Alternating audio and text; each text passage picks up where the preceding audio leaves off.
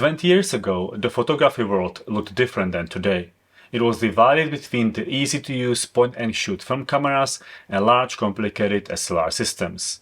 And from this contrast, the Konica Hexar AF was born. At the time of its release, the heavy hitters like Contax, Leica and Ricoh dominated the market. They each offered high-end compact cameras for enthusiastic photographers. And Konica designed the Hexar AF to challenge them. The camera was quickly recognized as an engineering marvel.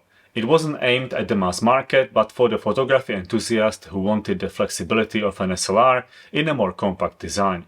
And although it never reached the mainstream appeal of some other brands, the Konica Hexar AF developed a cult following, especially among street photographers. I bought my Hexar in 2009 after realizing that I cannot afford a Leica rangefinder. Little did I know that I was buying the next best thing. The Konica Hexar AF comes with a 35mm f2 lens which offers superb sharpness and contrast. Some say it's on par with Leica Summicron, but it for sure is sharper than many fixed lens compact film cameras. Compared to some of its rivals, the Hexar lens maximum aperture of f2 stands out. The ability to produce smoother bokeh made it great for portrait, and fully open aperture better for low light conditions. Paired with the lens is the parallax corrected viewfinder, a rare feature in the fixed lens compact category. It ensured an accurate framing and composition of close-up shots where precision matters the most. The Hexar has a hidden silent mode. It makes the camera almost inaudible during film advance and shutter operation. It doesn't matter as much on a busy street, but imagine taking a photo in a quiet church or a museum. Some models of the Hexar AF had this feature disabled, but you can access it by pressing the camera buttons in a secret order. I will link a guide on how to do it below.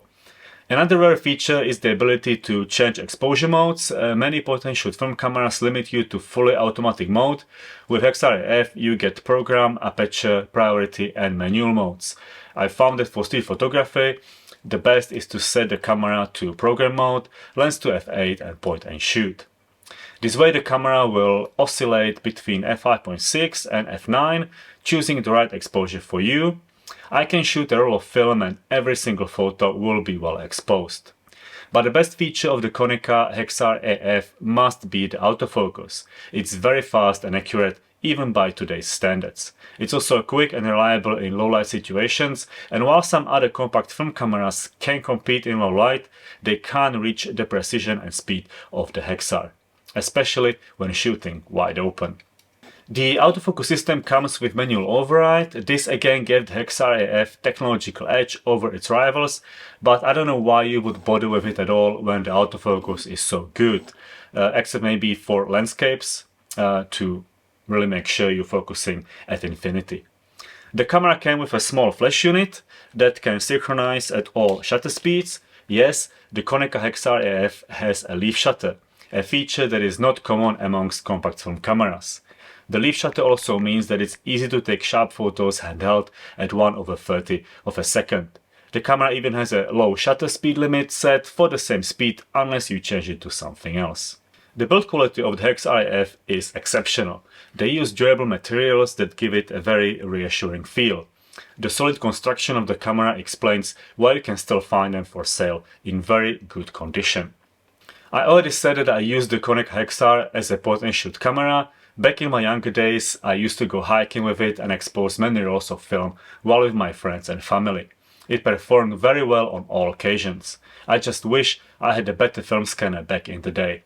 It's a camera full of advanced features, but remains intuitive and easy to operate. I wasn't an experienced photographer and still managed to use it not just in program but also in aperture priority mode with great results. And for camera geeks, there is the deeper functionality accessible through the use of these series of buttons. The Hexar AF is larger than some of its competitors, but they don't offer the same combination of features. Optional manual focus, flash sync at all speeds, high level of exposure control and automatic parallax correction is a mix that is hard to beat. But not everything is great in the old kingdom of Konica. Despite having many strengths, the Hexar AF has a few downsides. It's bigger and heavier than competitors, and while its size allows for a more robust feature set, it definitely won't become your everyday pocket camera. It also has a non-traditional controls. Konica even issued a quick guide that I always carried with me. It will be linked below as well.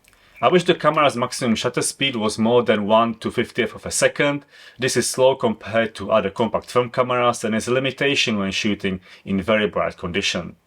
It's the main reason I shoot between f5.6 and f8, especially outdoors during summer months. And it's my biggest criticism of this otherwise fantastic film camera. The Hexar AF is also dependent on its electronics and needs a CR2 battery to operate. The battery tends to last quite some time and there are plenty of them still around, but it's the aging electronics that will ultimately send my beloved Hexar AF to the graveyard. One common issue is the so-called sticky shutter button. I was able to fix this by using a screwdriver and some contact cleaner. It took me less than 30 minutes and instructions on how to do this are all over the internet, even here on YouTube. But this is a common problem for any old electronic camera, so I find it quite impressive that my Konica Hexar is still working well after so many years. I doubt we will be able to say that about modern digital cameras 2 decades from now. Speaking about digital, there is only one modern camera that comes close to the Hexar AF in ease of use, experience and cult status. So you need to watch this video next if you don't fancy the idea of shooting film.